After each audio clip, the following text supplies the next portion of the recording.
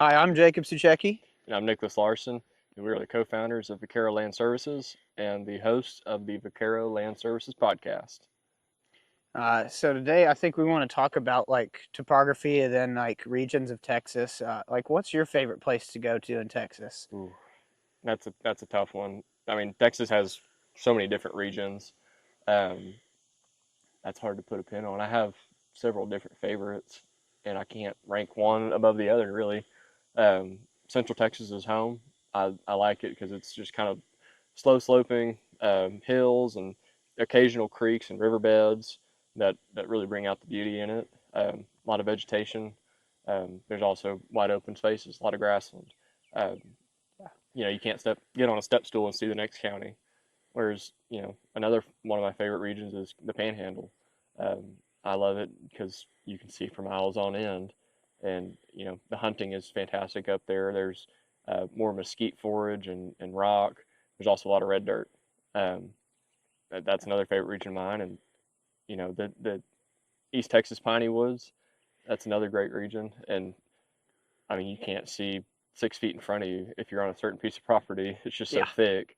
Um, but they all have their different, pros and cons and drawbacks that make them all unique. And we live in such a big state, and we're so blessed to have these different regions.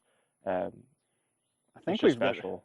I think we've got like about 7 or 8 different regions or bioregions in Texas. It's really cool. No, it really is. I mean, some of my favorites. I mean, I love all of those. I actually like down the Austin area and then kind of east and then south of San Antonio.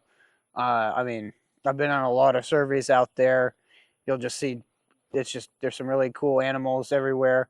A lot of times it can be flat, but then you can go to some properties where you're having to move every 30 minutes to an hour just because you've got mountains in your way and you've got to go up on top of the next ridge to be able to go down below and get those animals captured. But some of probably my favorite story is there was one ranch where I saw 2 mountain lions in one night. I was like, oh my gosh, it's so cool. And then I go look down at the remote and I'm like, it's 250 yards away. And then I went into the truck, got my gun, placed it down next to the controller, kept flying, got onto the next location, and about an hour and a half later, find another one, or probably the same one stalking us, because they've got about a 40-mile range. I mean, they're an animal that their range is so big, there can be just one in each county. And but yeah, it was stalking us again because I looked at it and it's like, oh, 300 yards this time. Well, that's not really uh, Yeah. not putting me at ease there, but No. still at that time I had the pistol on my hip, so I was still feeling good, and continue with that population count. But it's just you can be on one ranch that has no hills and then drive 30 minutes down the road to go shoot another one, and it's you moving every 20, 30 minutes because you're trying to get over the next hill. Yeah. Yeah. That presents quite a big challenge, but we've overcome them and Oh gosh, I know mean, exactly what to do. I've done surveys where we do it all from the truck at the first spot and we can do the whole property. And then there's sometimes we're moving 10, 15 times in one night and we'll get it done. I really enjoy trying to follow the little roads on the property, especially because I have the map downloaded beforehand. If you don't download that beforehand with Wi-Fi, the GPS will not overlay the satellite image on the map, and so it's a lot harder to find those little roads that are covered by trees and all that. But we've had to do that before. Been on a 20,000 acre ranch without that downloaded, and boy, that was fun trying to get out of there in the morning. Got caught.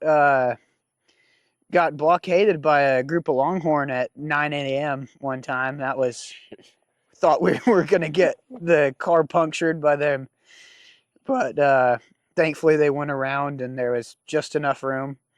We had to drive through a riverbed too, dried up one because there was no road the way we had gone, and so always make sure you're fully prepared. We we have made sure that that has never happened again, but great learning experience for sure. Yeah. My gosh. Yeah, so some of those regions are a lot tougher than others, and that's something that we try to tell our clients ahead of time is, where are you? We need to know, what region you're in, whether or not we can give you a really accurate count, and Yeah, how that hard it's going to be and how long it's going to take us. And, we try to weigh in different factors. And, we're both well versed in all the terrain of Texas. We've been, to the far south tip to the far northwest tip. We've seen it all from east to west and feel very comfortable. When you give us a call, say you're out in, Evant, we know exactly what that looks like. A lot yeah. of cedar trees, some plateaus, creek beds. It's real familiar to us. Just same thing if you were down near like the Devil's River, you know exactly what that looks like. Really rocky, big mountains. Yep. Um, I guess kind of like mesas per Yeah. se, and it's a little bit way different topography, but all in the same state. Oh yeah. And I mean, knowing those things just help us give you an accurate guess of what our percentage is going to be. Whether because if you're in the piney woods in East Texas, that we're not going to be able to guarantee our level of accuracy as if we were in south of Austin and all you've got out there is a few mesquite trees that are really short and you can see through them. Uh, but it just depends on the area. But we're still going to try and let you know. And if you want to go through it, we'd love to do it. Yeah, absolutely. And going back to different regions, different vegetation. I mean, kind of explain to the audience for some of us who are not from Texas, from East Texas all the way to far West Texas. You can tell us a little bit about the difference between East Texas, Central Texas, Midwest Texas, West Texas, and so on. Well, yeah, with East Texas, you're going to have pine trees, and those are a lot more dense, a lot taller ones. And then you're going to have a lot of cedar out there as well, which is another pretty dense tree that really those don't have the leaves fall and lose that density. So it's usually pretty difficult to do those areas.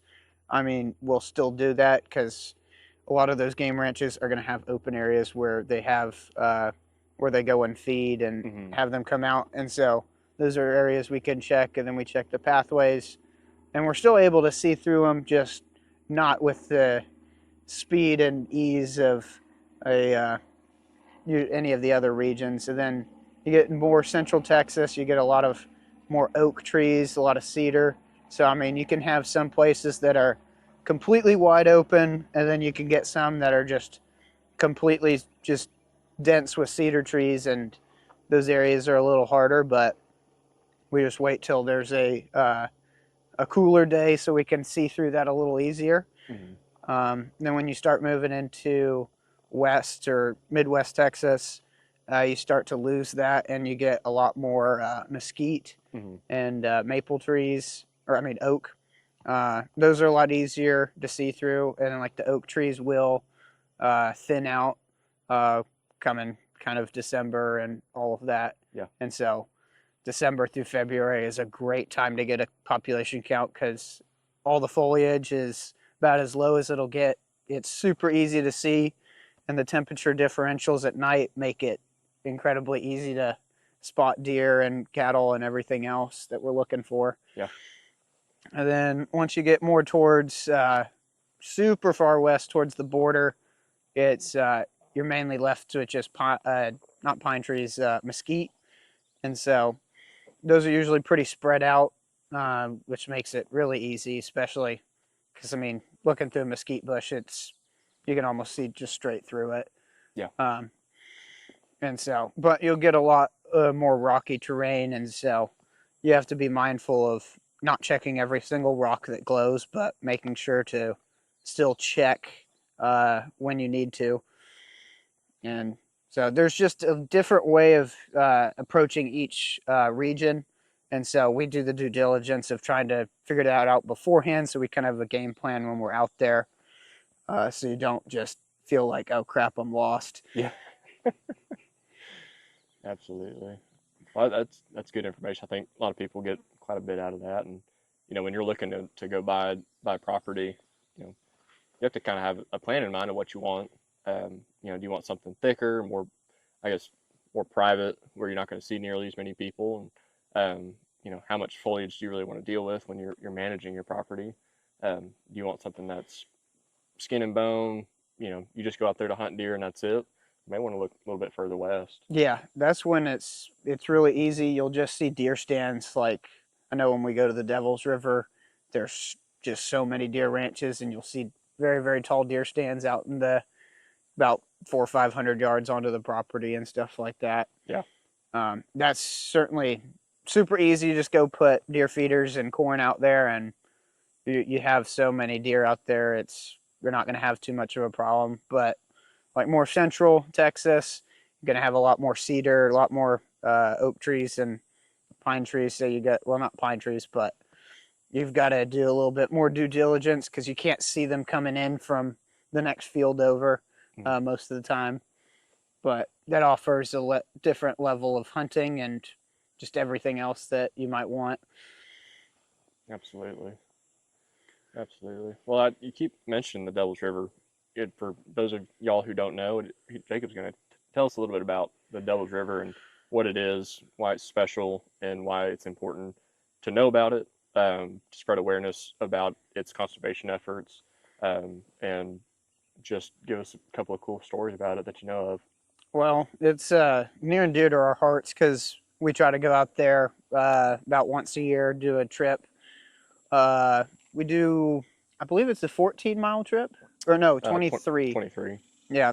Sometimes we do the 50-mile, but that gets really hard because in the summer the wind will actually push you back up the river. Mm-hmm. So you weren't just paddling and having a good time. If you stop paddling, you go backwards. Yeah. And you lose your progress. Yeah, you're going from north to south on a south wind, and there's probably a mile stretch where for some reason the wind is with you. Yeah, That's you it. get 1 mile, and that is just the best time ever. That we don't get that very often. No. I mean, it's not even a 20th of the trip. No, and I even tried to do it backwards one year and do it during the winter. I went with my good friend Stephen Wright out, and it was still a south wind. Yeah. Even during the winter, I figured it'll be north to south. We'll just kind of cruise through it, and that was not the case. That was a brutal trip. Oh, yeah, it's called the Devil's River for a reason, and we've certainly figured out all of the extremes of that, whether it be freezing cold, 110-degree heat, or 9.5-foot flash flood that hits us at 5 in the morning. Yeah, that's a whole long story, and we might as well talk about it. I mean, people need to know, and we need to spread awareness, and we want to get into Texas Monthly with this story. It's worth noting, and it's quite the experience, and a funny experience to say the least. Oh gosh, I mean, it's a part of my testimony now. I mean, I got to, right after that, before I left, I told all my teachers what I was doing, and they were like, oh my goodness, you need to tell us all about it. And we got out there late, got down the river, set up camp. It was starting to rain on us a little bit.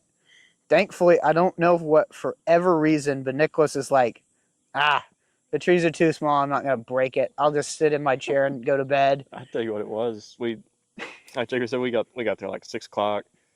We were drinking. We were having a good time. Yeah. We probably drank 6 beers in 2 miles. So our beer per mile was very inefficient. Yeah. But it started to rain on us at probably 10 o'clock, something like that. We were really just having a good time goofing off, knowing that it had been raining and the water level was up a little bit. But we don't have to get out and drag the boats as much. We thought this was going to be perfect. And we thought it was going to be a perfect trip. And my dad and mom, they dropped us off, and God bless their souls for what they had to endure while they didn't know where we were. They left us, said goodbye and all that. And I guess 10 o'clock started to rain on us, and we're like, well, we need to make camp. And the one thing that my dad is he's a forward thinker, and he says, boys, it looks like there's some rain. If you camp tonight, camp on a shore instead of an island. And that's one of the weird things about the Devils is it's all private land on both sides. Yep. There's a gradient barrier that I believe is 12 or 24 inches Mm-hmm. that you cannot go above, and that means where the river normally is, and it's pretty flat on some banks and pretty steep on others. But luckily, in that 2 mile stretch, we'd found a little place that was within the gradient barrier, and it by the time that we had made camp, it was raining cats and dogs, Yeah. and We we were had barely got the one tarp we had and tried to fit us all under it with the hammocks. And he was like, okay, I'll just sit in the chair because these trees are going to snap. mm-hmm. And I mean, luckily we didn't go on the island because, I mean, it was the one we normally camp on was just, I mean, barely out of view, just a little further down and on the left. And Yeah. we decided to go on the right. And, oh, I guess God told you to sit in your chair that night because, boy, if we didn't have that, because I wake up to Niklas being like, dude, get up right now. There's something wrong. And I'm still half asleep. I hear him and I'm like, oh, 5 minutes. I mean, I close my eyes for 2 minutes. I wake up and the water was, instead of being like ankle deep, it is now almost at the hammock. Yeah. And I'm like, oh, crap. We're in trouble. I tried to get as much stuff as I could back onto my kayak, but a bunch of stuff had gotten floated away. Yeah. No, my battery pack that I was going to charge my phone with that was in my dry box. I mean, I had built it for the kayak, into the kayak, and had taken it out to charge everybody's phones and woke up, that was gone. I was like, man, that was like 25 pounds. I don't know how that got washed We away. don't have that anymore.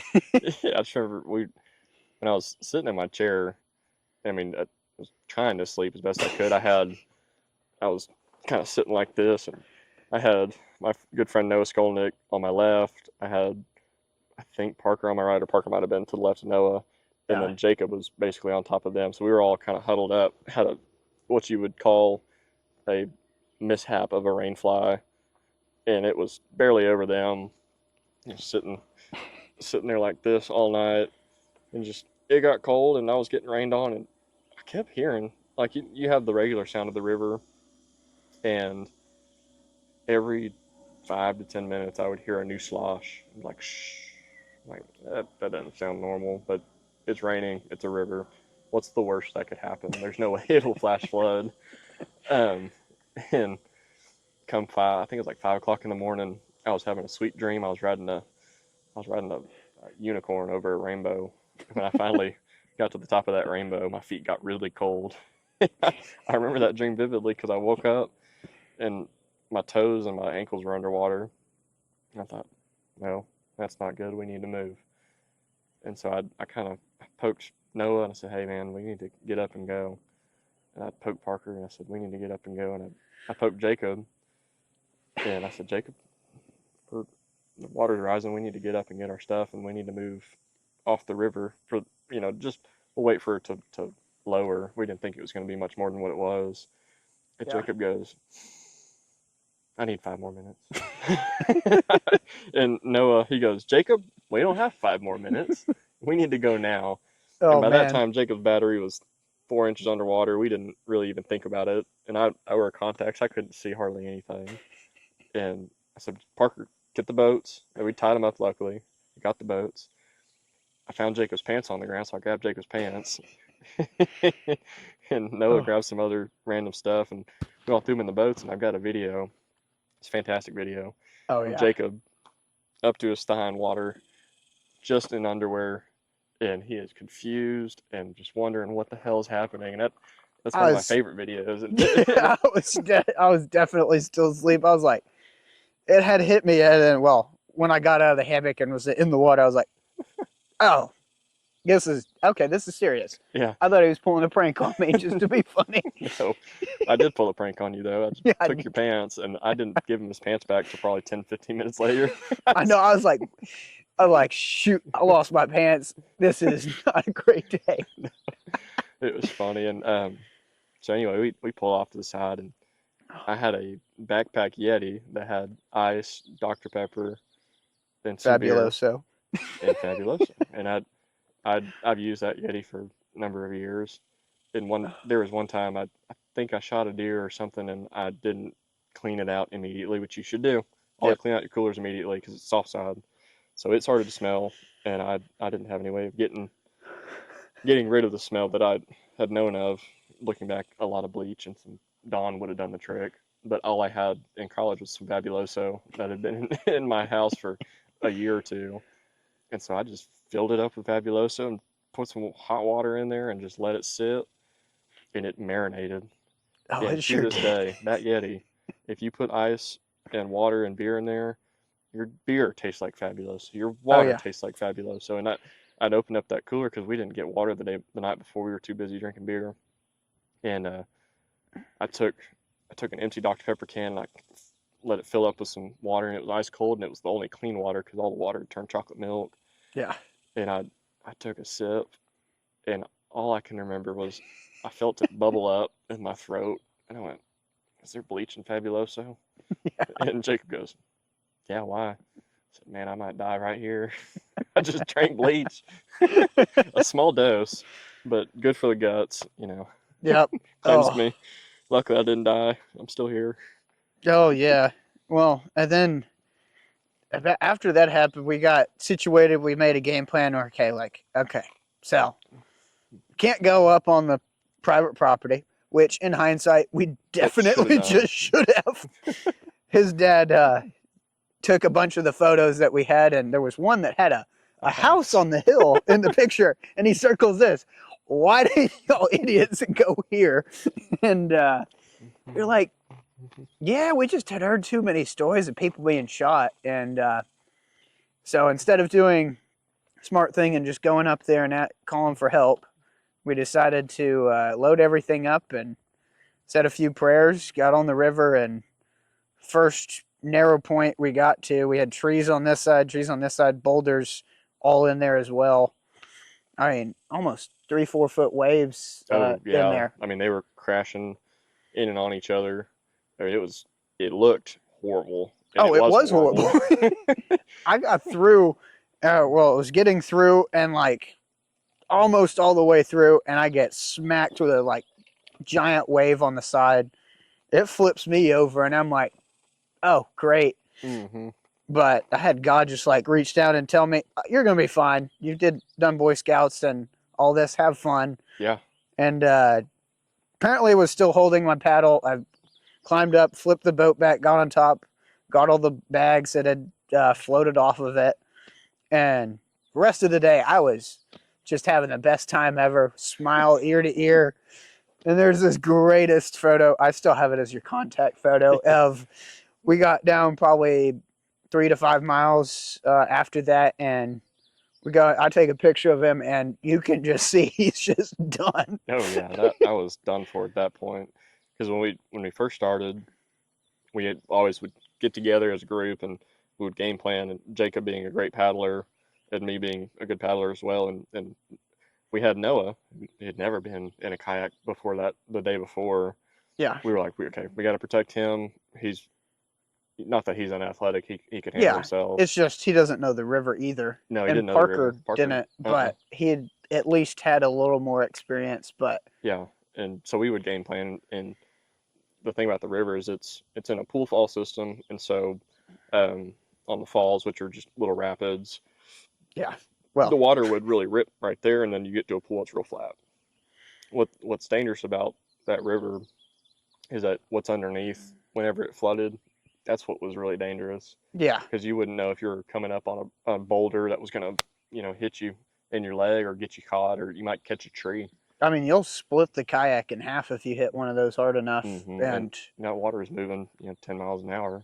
I remember that one stretch, that one on the right, the river's on the right. We walked on the left.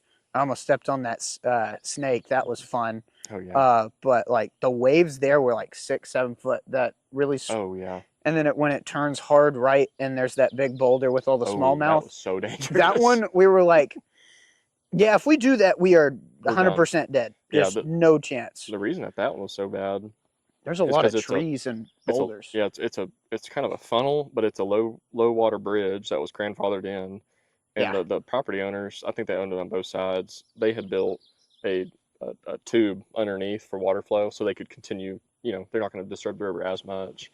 And so Right. water was going over the bridge, and it was also coming under the bridge, which, you know, I Made like to jet think I'm a streams. scientist, but it created like a vacuum jet stream and would just twist you and throw you. And that that one was terrifying. That one's also scary because there's a ton of giant boulders on that one that Mm-hmm. usually stick out almost 10 feet over the water line, and we didn't see any of them. No, they were So, all, and normally at that part of the river, when you get there, it's 3 feet. We can see fish, and it's real shallow. When yeah. we jumped out of our boats, all of us, I mean, Yeah. we couldn't even touch the bottom. Yeah, we had to grab one of the boats and we almost floated away and we had to go grab its tree and pull ourselves back. Hmm. That That was one, that was scary, and there was what, Game Warden Rock, I believe, or some. There's a yes. grotto. It's real. I think it's real famous for the Devil's River, where people go and they take pictures underneath it. Yeah, it's at mile 12. Yeah, it's big boulder, and right there's usually a bunch of chutes. No chutes to be found, No. and no grotto. It was not there, and so we had known that the water was pretty dang high. And right before that, I think that's Game Warden Rock, where there's a Hmm. cliff, and then there's Yes. a rock that shoots down like this in the water. We didn't even see the cliff, and the cliff That's was where we had normally, lunch, right? And yeah. yeah, that one, no, those are the videos are absolutely insane. I'll show people and they're like, you Oof. kayaked that? And we're like, yeah. Yeah. But the problem with that place is it's a fall pool and then goes to the grotto, which is another fall. Yeah. It's probably 300-400 yards maybe. And so we game planned. We had come to a point where we could no longer walk through the woods with our boats. And so well, Jacob, do you want to go first? I'll follow. Or no, I think I said I'll go on this one. I know this one's dangerous. If I flip, Yeah. don't come until I say go ahead. Mhm. And so I went first. I think Jacob was last. Noah was in between. Parker was in between. I go, and there was such a strong current going down because of that one boulder Yeah. that I went over it, and my boat sank, and I was up to water, up to my chest in a buoyant kayak that Yeah. was loaded down with a bunch of crap. I had my backpack tied to it, fishing box tied to it, a bunch of cooler, everything. And so when it finally got me down under, it flipped me to my left, and I freaked out, and I looked back, and sure as hell, Noah's coming down. Noah's Yeah. coming down the chute. I was like, "Don't do it! Don't do it!" And I said, "If you flip back over and go right, go right." And as I'm yelling, I'm moving. I mean, cruising along, Yeah. moving, and I was like, "Crap! I gotta save myself too."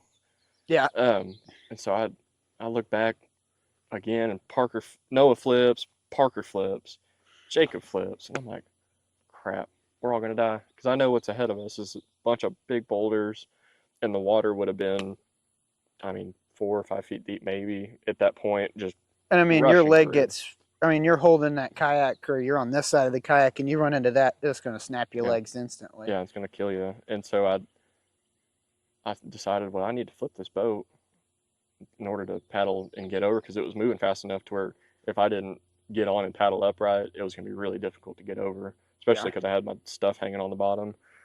And so I went down once, and I tried to push that boat up. It wouldn't flip. Went down again, wouldn't flip. On the third time, I said, well, "This is it. If you don't get it now, you're never gonna get it. You're just gonna have to figure it out." So I go down a third time, and people say life flashes before your eyes. People, for me, flashed in front of me. People I loved, people who weren't with me at that moment, because I loved all of y'all. Oh, yeah. And I saw my sister, mother, grandmother, dad, close friends from college, and just thought, man, if I die here, I'm really gonna let them all down. And in that moment, after I said, I think I'm gonna let them all down, I felt that ease that you talked about, where I just felt this warmth and okayness with what was happening. Oh, yeah. And I came back up and tried to flip that boat, and it got about halfway and flipped back down. And I thought, well, at least I'm okay. Yeah. And so I looked back. Noah had flipped his boat back over. Parker was good. Jacob was good. And I said, "Go right." Yeah. And I climbed up on that boat on my knees, upside down, and paddled as hard as I could, and I caught one last sycamore branch before the water really started ripping. I pulled myself over. I think they had all made their way to the right. I made my way up and then grabbed on, and they saved my life. And I was not a happy camper. No, yeah, no, I've got that phone. I've got that photo. I'm pretty sure I lost my chair there. Yep. That's where. That was, I think, like right after we were out in the woods, and yeah. We got trapped in the trees. My boat flipped over. My chair got ripped out by. It got stuck on some mesquite, and so I then go back. I tie up my boat. I go back, and I'm feeling with my hands, and I'm stabbing myself every time I'm reaching down. I'm hitting cactus. I'm hitting mesquite, and I'm like, you know what? It's fine. I'll just ride on my tackle box, and everybody made fun of me for a little bit, but I was like, I am alive. I am here. I'm good. So he's okay. No, yeah. The Holy Spirit tells you you're going to be fine. You don't really care how much stuff you lose. And no, it was just, it tested both of our outdoor experience. And luckily we're both Eagle Scouts and we were prepared. We were very prepared. Hold on for 1 sec. Check. Testing. Yes, it's working. Beautiful. Cool. Well, that was a little bit of a mishap now, wasn't it? Yeah.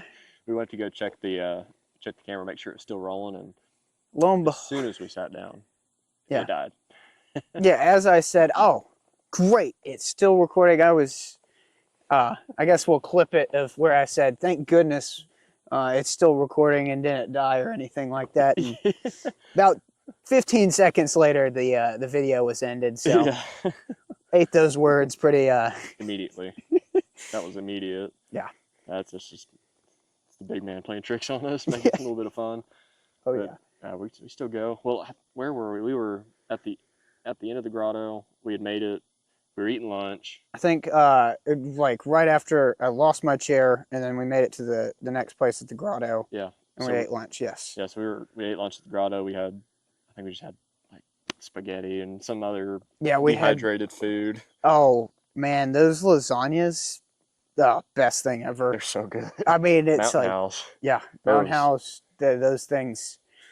Just don't look at the sodium or anything else. But when you're out there, I mean, you need every single one of those calories. Oh yeah, that's the one time that you can really eat those and should be satisfied.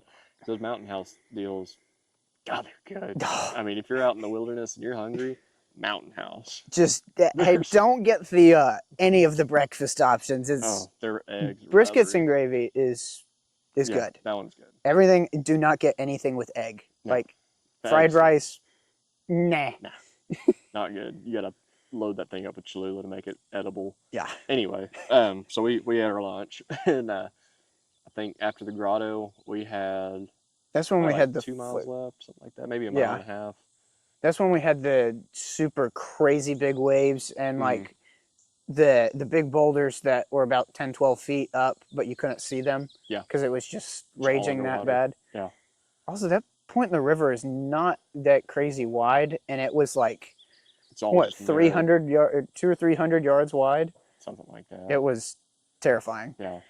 It's unbelievable. It's just unreal how water changes the land, like a lot of water changes the landscape really quickly. Yeah.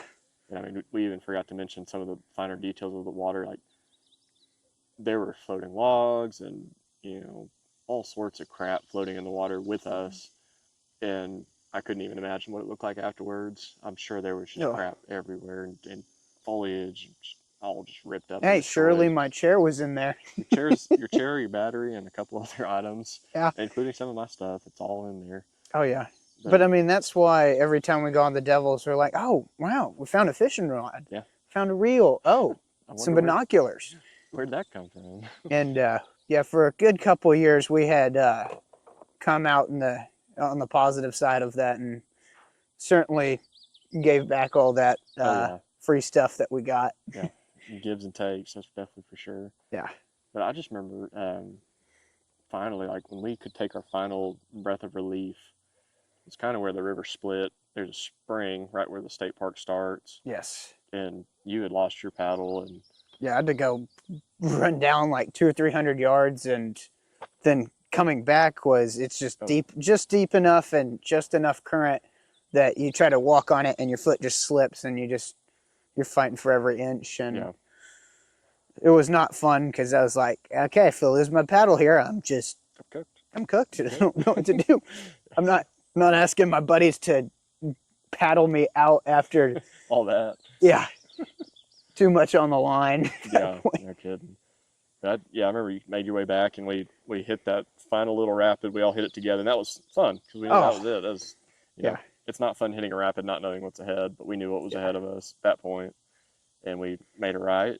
And the birds started chirping, the flowers were real pretty, and we had 4 beers left. And so Yeah, we all had that celebratory beer and we're just like, we did it. we did it. We We're made alive. it. And, at that point, we had realized what was ahead of us was Dolan Falls, which is a probably 20, 15 foot, somewhere between there, waterfall. And it's 15 to 25 foot tall waterfall. It's like yeah, the second largest or the largest waterfall in Texas. it's the largest continuous waterfall. It never Yes. goes dry Yeah. in the state of Texas. And we knew we didn't want to go down that because, No.